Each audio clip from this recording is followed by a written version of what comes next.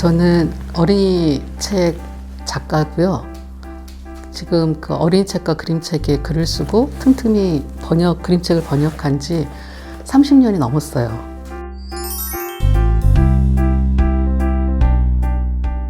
우리나라에 앤서니 브라운의 그 돼지책을 처음 소개한 사람은 엄혜숙 작가님이라고 그림책, 어린이 책 이렇게 비평하시고 글도 쓰시고 번역도 많이 하시는 분인데, 이분도 웅진 편집부 출신이세요.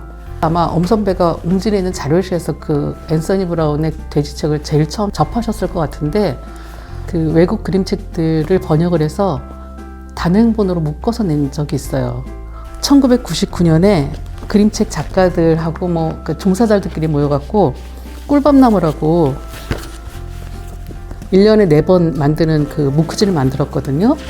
여기 제가 앤서니 브라운의 돼지책을 처음으로 소개를 한 거예요. 그러니까 앤서니 브라운에 대한 평론글 이런 거를 제가 처음으로 쓴 거죠.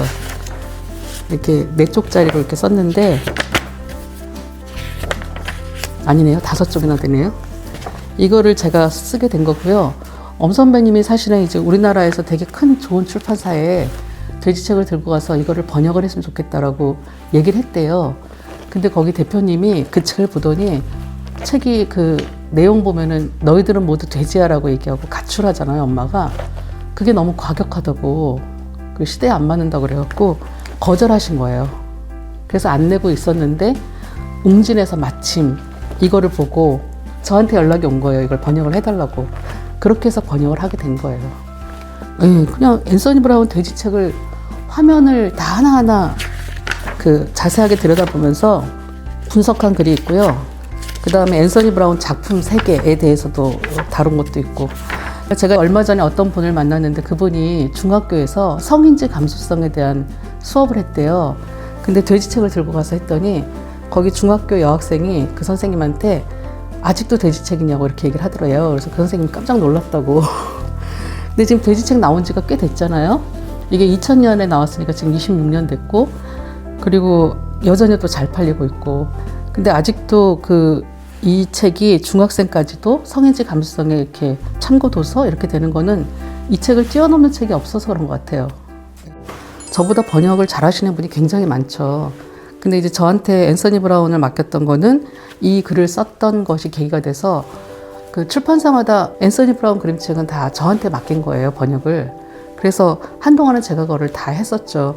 근데 앤서니 브라운 그림책의 글의 가장 큰 특징은 굉장히 쉬워요. 그러니까 우리나라에서 정규교육을 고등학교까지 착실하게 밟았으면 누구든지 번역할 수 있을 정도로 이렇게 쉽거든요. 그리고 저는 번역을 할 때 일부러 유아어라고 얘기하는 의성어, 의태어라든가 이런 걸 안 넣거든요. 그러니까 그대로 정직하게 번역을 해서, 앤서니 브라운은 그 글에서 이렇게 장식을 하거나 그 아이들의 혀 짧은 언어를 사용하거나 이렇지 않고 굉장히 쿨하고 담담하고, 그 다음에 아주 쉬운 단어로 글을 쓰거든요. 그래서 번역하는데 별 어려움은 없었고요. 어쨌든 앤서니 브라운의 그런 글, 우리 엄마 같은 글이라든가 윌리에 있는 글, 이런 것들이 저도 글 쓰는 작가니까 저에게도 영향을 미쳐서, 제가 진정한 7살 이렇게 쓰고 나서 이걸 어떻게 쓰게 됐지 생각을 했더니 그 짧은 문 이런 것들이 앤서니 브라운의 영향이었던 것 같아요. 그리고 또 하나는 그 심리학 이론에 보면 상호 교류 분석이라는 게 있대요.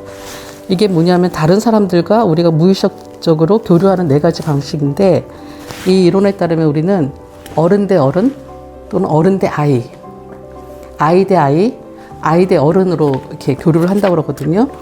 그래서 그림책 작가를 여기다 대입해보면 존 버닝엄 같은 경우는 아이 작가가 아이한테 말을 거는 방식으로 해요. 그래서 버닝엄 책들을 보면 아이들이 굉장히 좋아하거든요. 그러니까 어른들은 미처 모르는 어른들의 그 뻔뻔함이라든가 위선이라든가 이런 거를 상처를 이렇게 벌려서 아이들한테만 이렇게 은밀히 보여주는 것처럼 노골적으로 대놓고 보여주는 게 아니라 그런 걸 아이들이 또 귀신같이 알아차거든요. 그래서 어쨌든 버닝엄은 아이 작가가 아이한테 말을 거는 거라면, 앤서니 브라운은 아이 작가가 어른한테 말을 거는 거라고 이 친구는 분석을 했더라고요. 그러니까 왜 그런가 생각해 봤더니 앤서니 브라운 책은 어른들이 굉장히 좋아해요. 그러니까 볼 요소가 많거든요.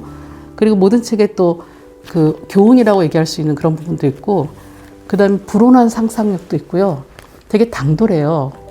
그러니까 그 그림책이 아이 그림책이라고 해갖고 뭐 사탕처럼 달콤하거나 화려하게 장식하거나 이런 게 없고, 그러니까 그런 부분들을 어른들이 좋아하는 것 같아요. 근데 어른들만 좋아하는 게 아니라 아이들도 좋아하기 때문에 이 작가의 그 독자층이 굉장히 넓은 거죠. 아이에서 어른까지. 앤서니 브라운 그림책을 보면 깜짝 놀랄 정도로 이 사람 굉장히 영리한 사람인 것 같아요.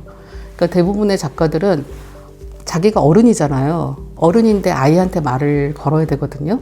그러니까 모든 작가들이 다 그렇게 얘기해요. 내 안에는 뭐 6살짜리 아이가 있다, 살고 있다, 뭐 이렇게 얘기를 하거든요. 대부분의 작가들은, 저도 그런데 나이가 들수록 내 안에 있던 어린이는 이제 까마득해 잊어버리게 되고 약간 뭐 폼나는 거를 좀 쓰고 싶거나 자꾸 어른인 내가 이렇게 불쑥불쑥 이렇게 튀어나온다고 해야 되나? 그런 게 있거든요.